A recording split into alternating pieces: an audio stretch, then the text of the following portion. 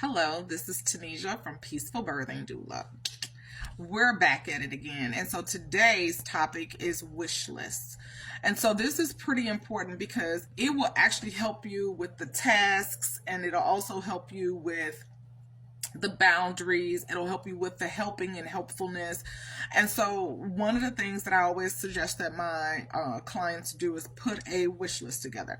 Just like when people have baby showers, they put their list, they go and they register for their baby items. Well, here you can put a wish list together. This will help everyone. One, understand boundaries that you've already put into place. Two, be able to check some things off of the task list. And three, be actually helpful. This is what we're looking for, right? So your wish list can be a couple of things. Meals. You may not be comfortable with people coming in your kitchen and cooking and helping you, right? Maybe you're not interested in that postpartum plan assembly line to put your meals together. You just would much rather enjoy and indulge in some special meals periodically. And so if that's the case, then what you're going to do is you're going to put a list together. And on that list, you're going to say favorite foods, favorite restaurants. And then you're going to put what it is that you like. Some people are amazing and they will buy you a gift certificate or for DoorDash or Grubhub or Uber Eats. And then you have some people who will just order the food and bring it to you, right? And if you have friends like that, if you have a village like that, that is amazing. And so this is why you want to put that list together. So what you can do, as if you were doing your baby shower, put your postpartum wish list together and put, hey, on Tuesdays, we like to have tacos from this restaurant. But if you have a couple of restaurants you like, then add those on there.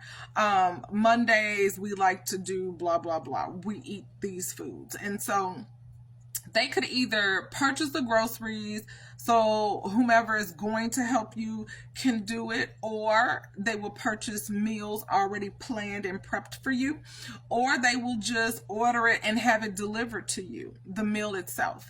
And then if you want to have some help with cleaning, because everybody always, when they're nesting, they always do this cleaning, right? And everybody is so stressed toward the end of the pregnancy, trying to get the house to look a certain way.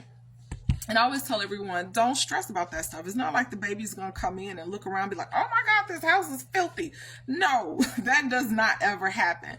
But it is good to have the house clean so that you can start baby with a clean slate with all those allergens that could be potentially floating around. But allergens are not bad because the exposure can help boost the baby's immune system. But let's get back to what we're talking about. What you can do is have them, you can put down a deep cleaning or a cleaning service for 2 visits. Anything, right?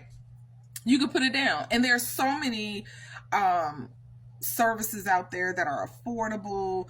There's so many companies that you can get cleaning from. So if you have a favorite company, if you have a company that comes in already, add their information. They can get you a gift card, or they can just go ahead and pay for the service outright for you. But that would also be considered a helpful gesture, correct? All right.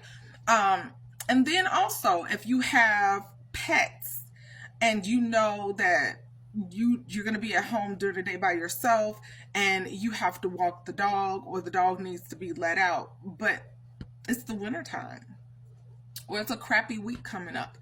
What would be amazing is either a friend will come over and walk your dog, or, we're in a day and age now, there are dog walkers.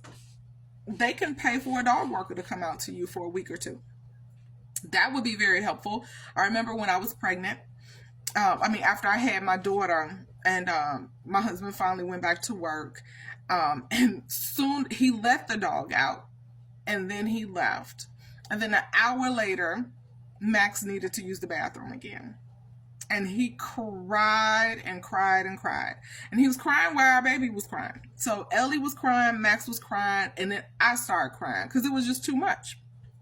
And so that would have been amazing for me to have a dog walker to come in.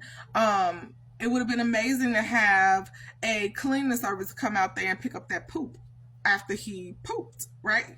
because there are some things that get neglected after you've given birth because you're just either physically not able or energetically you're just not, you don't have the energy to go do it. And unfortunately there are times where your spouse and your partner doesn't pick up on, you know, these are norms, but I need you to pick this up. So again, we get into expectation with no communication. This is one of the things we're going to discuss, right? But I want you to consider, what are some of the things that you will consider something you want on your wish list? And then how about putting that wish list together, make it nice. You can mail it out, email it out, you could text it, and then you can have it all set. Some things you just won't have to worry about. So thank you for your time. That was my opinion on wish lists and why you should have them. Have a great day. And again, if you need a postpartum, if you need help putting a postpartum plan together, I have one already put together. It is currently set for Illinois, but everything else in there is pretty straightforward. If you needed resources, is only set for Illinois, but everything else is okay.